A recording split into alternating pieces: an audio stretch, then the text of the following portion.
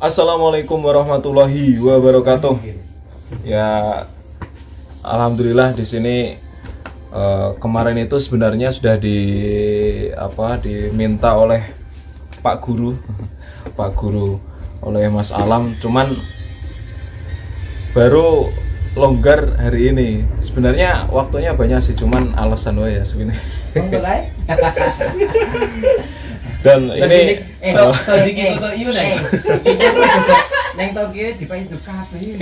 disuruh Mas Alam untuk membagi cerita, sharing lah buat anak-anak mungkin generasi muda yang punya niatan pengen ke Jepang. Dan alhamdulillah saya yang alumni Ponpes Baitul Haq yang alhamdulillah sekarang di Jepang. Ngono ceritanya. Akan saya jabarkan ya. Langsung aja. Untuk yang pertama itu pertanyaan ini. Pertama mondoknya di mana? Jadi dulu awal saya setelah lulus SMA. Kalau Korea kan itu. Setelah lulus SMA itu niat mondok ke Bekasi. Niat mondok ke Bekasi lah itu. Kok bisa ke Bekasi? Padahal saya itu dari Wonogiri. Dideportasi oleh pemerintah Wonogiri. Dari Wonogiri. Mungkin ada beberapa yang nggak tahu Wonogiri itu mana, atau Wonogiri itu apa toh. Wonogiri itu ya cari aja di Solo. Lewat tol Solo. Oh iya, Wonogiri itu terkenal dengan baksonya. Tapi saya nggak bisa bikin bakso. Ya, jadi awal dulu itu ceritanya saya setelah lulus dari sekolah, kemudian alhamdulillah bisa mondok, mencari ilmu di Bekasi, mencari ilmu di Ponpes Baitul Haq Bekasi Barat. Kemudian alhamdulillah selama mondok berjalan dengan lancar. Dari awal mondok langsung berjalan dengan lancar sampai tes, sampai menjadi mubalek, dan alhamdulillah bisa tugas. Tugasnya di mana? Di Nganjuk Barat. Oh ini, gimana ceritanya kok bisa ke Jepang? Ceritanya panjang. Kok bisa ke Jepang? Jadi dulu itu kan di Pondok Bekasi Barat itu kan dekat dengan Cives lah. Dekat dengan Cives, kebetulan di situ sering ada yang pulang dari Jepang, mampirnya ke pondok situ, kemudian saya sendiri punya pikiran, kok kayaknya enak ya kerja ke Jepang. Kemudian dari situ, saya juga punya cita-cita dan pernah berdoa juga selama di pondok pengen kerja ke Jepang. Selama di pondok juga pernah nganterin alumni yang dari Jepang, nganterin ke stasiun. naik angkot, nganterin ke stasiun buat pulang. Itu awalnya dari yang pulang dari Jepang mampir ke pondok, kemudian saya punya angan-angan, punya cita-cita kok kayaknya enak kerja ke Jepang. Dari situ awalnya, itu dari situ. Kemudian berdoa selama tugas, tak doani. Doa setelah tugas itu pengennya ke Jepang, dan kebetulan di situ mubalek saya di Wonogiri itu posisinya pas saya mondok itu sudah di Jepang selama. Jadi saya mondok itu posisinya sudah di Jepang. Kemudian setelah saya jadi mubalek, setelah saya lulus, saya pulang ke Wonogiri. Saya cerita-cerita, minta pendapat, sharing di situ. Kok bisa ke Jepang itu gimana mas? Lah, langsung dikasih tahu. Dari awalnya itu disuruh masuk ke BLK, bukan BLK sejenis BLK, LPK lah, buat pelatihan bahasa. Di situ pelatihan bahasa, dan saya masuk di LPK yang di Sragen. Kemudian alhamdulillah lancar di situ. aktivitasnya juga dari nggih pagi di situ menghafal menghafal katakana hiragana itu tulisan yang di Jepang. Kemudian kotoba itu kata kerja buat kata kerja keseharian ya, keseharian yang di Jepang apa saja contohnya banyak banget ya. Dan ditarget sehari itu harus ngapalin segini, sehari itu harus ngapalin segini lah. Itu ya banyak banget. Masih ingat, Mas? Kalau ditanya masih ingat ya sedikit-sedikit masih ingat kalau bahasa keseharian. Selama di LPK di situ nggih oh ya dilatih fisik juga. Sore itu nggih fisik lari, push up, sit up. Kalau lewat programnya sebenarnya itu dari program pemerintah nggih. Untuk ke Jepang itu program pemerintah. Di situ pemagangan dan saya kebetulan ikut yang IM Japan. IM Japan itu program dari pemerintah kerjasama dari Indonesia ke Jepang seperti itu. Dan di situ seleksinya itu harus push up piro? 30. Push up 30 35 apa ya? 30, sit up-nya 35. Oh ya. Push up 30, sit up 35. Sit up 35. Kemudian lari 3 kilo itu maksimal 15 menit. Seperti itu perjuangannya. Itu kuat cuma. Itu tiap hari latihan dilatih terus. Jadi push up baru 20 kok berhenti nggak boleh, harus 20 lanjut sampai 30. Kemudian sit up sampai 35. Seperti itu. Ada studionya sekalian, Mas. Itu dan saya di LPK berapa lama ya? 4 bulan insya Allah. 4 bulan. 4 bulan kemudian lulus dari LPK itu ada pelatihan yang ada di daerah atau pelada, pelatihan daerah. Pelatihan daerah, kemudian di situ ada nggih kesehariannya nggih belajar terus selama 2 bulan pelatihan daerah, kemudian nggih ada fisiknya tiap hari nggih pokok seperti itu terus belajar bahasa Jepang, kemudian belajar fisik terus selama 2 bulan. Kemudian di situ ada tesnya. Kalau tesnya lulus di situ naik mengikuti pelatihan nasional. Kalau di situ gagal harus mengulang dari awal. Mengulang dari awal juga berat. Jadi kalau di situ seleksinya ikut seleksi yang di Jogja berarti mengulang dari awal harus mengikuti seleksi yang di Semarang mungkin bulan berapa, mengikuti seleksi yang di Jombang bulan berapa seperti itu. Kemudian kalau pelatihan daerah lulus itu masuk ke pelatihan nasional. Nah selama kalau saya waktu itu angkatan saya itu angkatan baru di situ setelah pelatihan daerah nggak langsung ke pelatihan daerah, nggak langsung ke pelatihan nasional mas teh. Harus di rumah dulu selama 1,5 bulan. Tapi di rumah juga nggak enak-enakan kok. Tapi dikasih PR-nya banyak, kemudian nggih fisik juga harus dilatih terus biar nggak turun nanti. Kemudian masuk ke pelatihan nasional selama 2 bulan juga sama, tiap hari nggih belajar bahasa Jepang, kemudian tiap pagi nggih fisik dan lain-lain, masih banyak lagi nggih. Selama 2 bulan, kemudian di situ ada tesnya, baru bisa berangkat ke Jepang. Itu prosesnya. Kemudian ini pertanyaan sulit atau tidak? Lah ini pertanyaan yang sulit. Kapan nikah, Mas?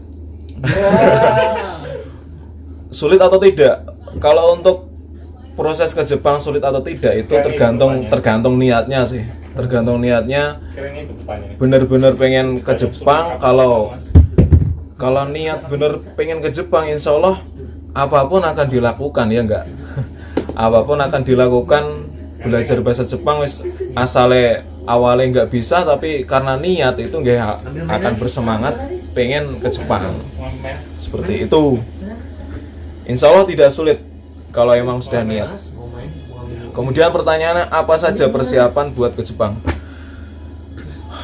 Persiapan, mungkin persiapan mental gitu.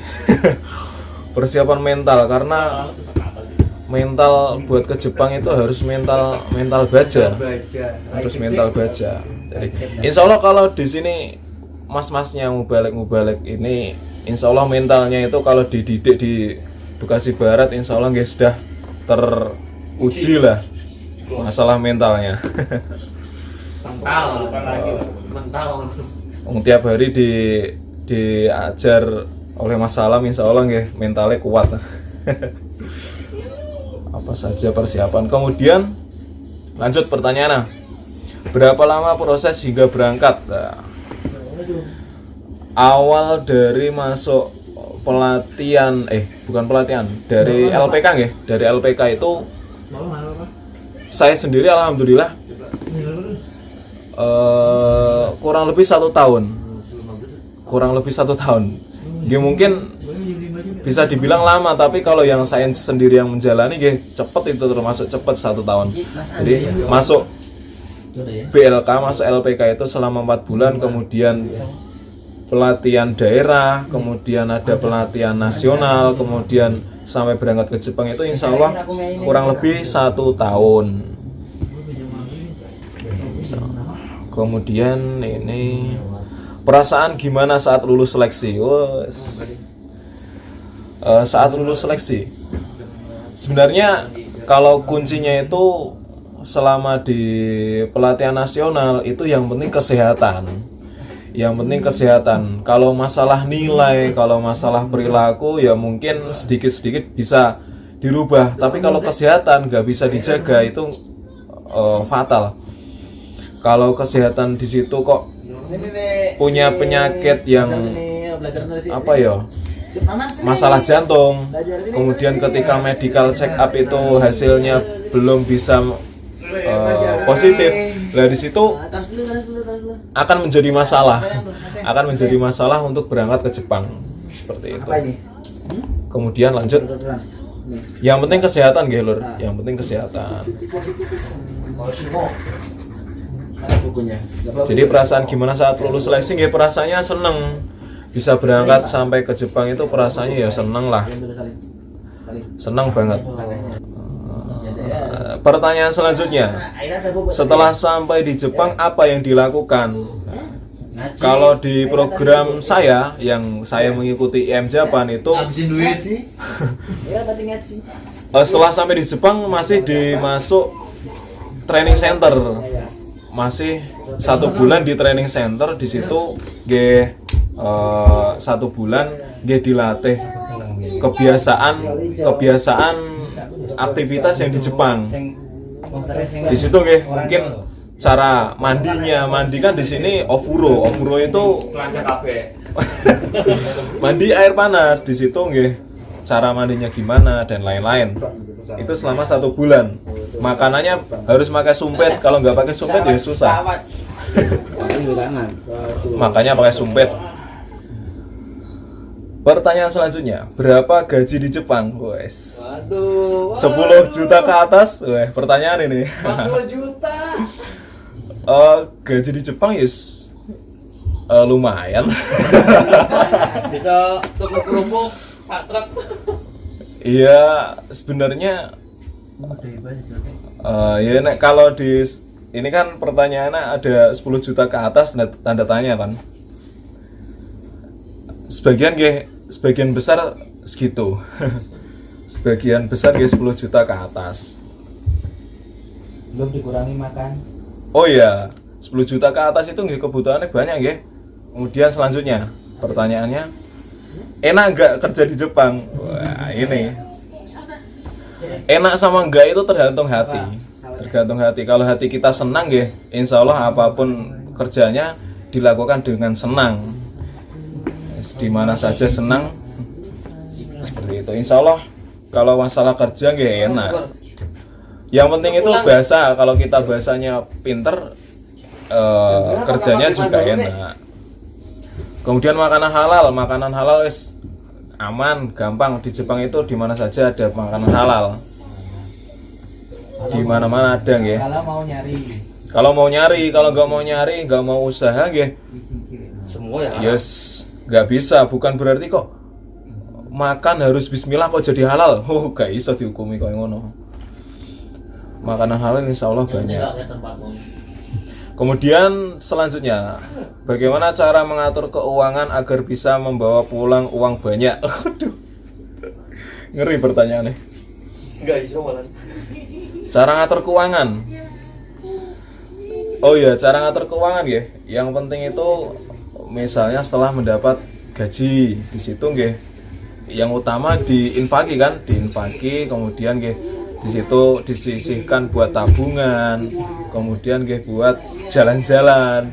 Itu penting, kemudian buat kebutuhan selama 1 bulan seperti itu. Selanjutnya, biaya hidup mahal atau tidak? Sebenarnya biaya hidup di Jepang itu murah, cuman gaya hidupnya yang mahal. Mungkin 10 kilo 300.000. Biaya hidup itu ya insya Allah murah ya, murah insya Allah. Cuman mungkin kemanusiaan ya, kemanusiawi ya, kita melihat temannya HP-nya baru, melihat temannya punya apa yang baru, mungkin kita punya angan-angan, wah pengen lah, itu mungkin yang bikin mahal seperti itu. Contohnya beli-beli yang di situ tidak terlalu penting buat kita.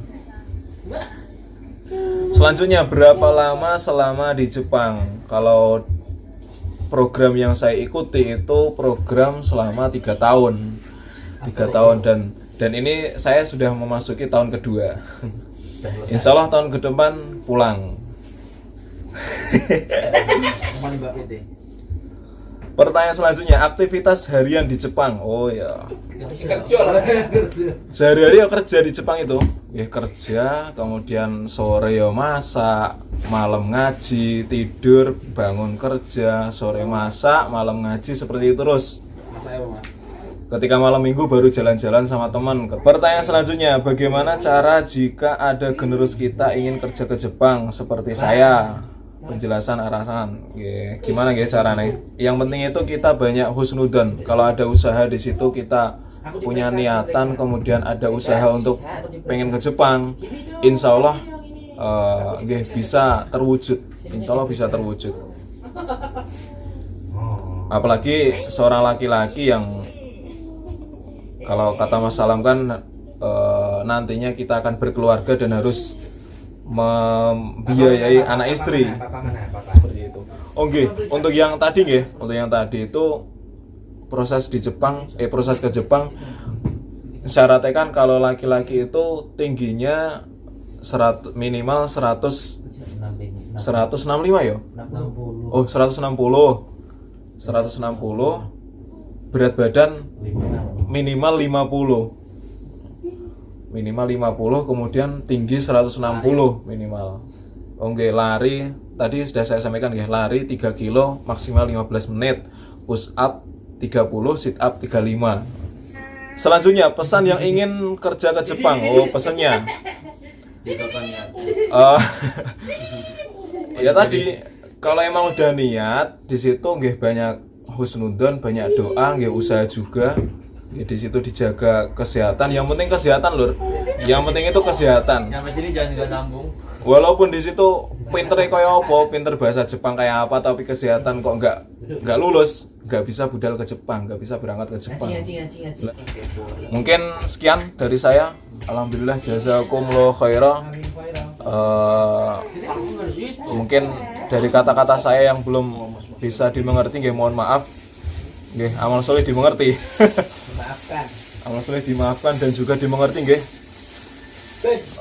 Saya Zamroni, asal dari Wonogiri, Jawa Tengah, lulusan Ponpes Baitul Haq tahun 2015.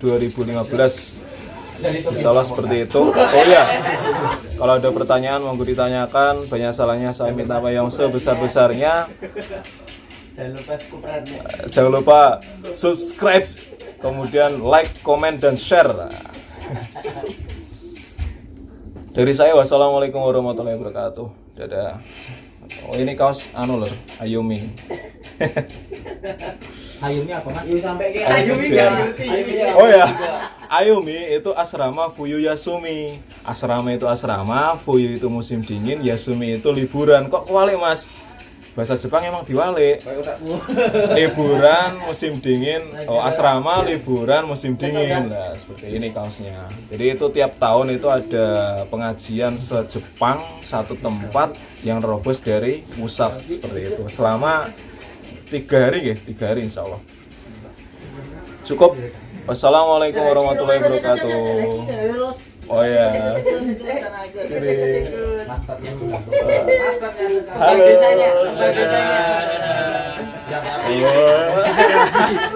Dadah, dadah. Aku siap. Dadah. Aku siap.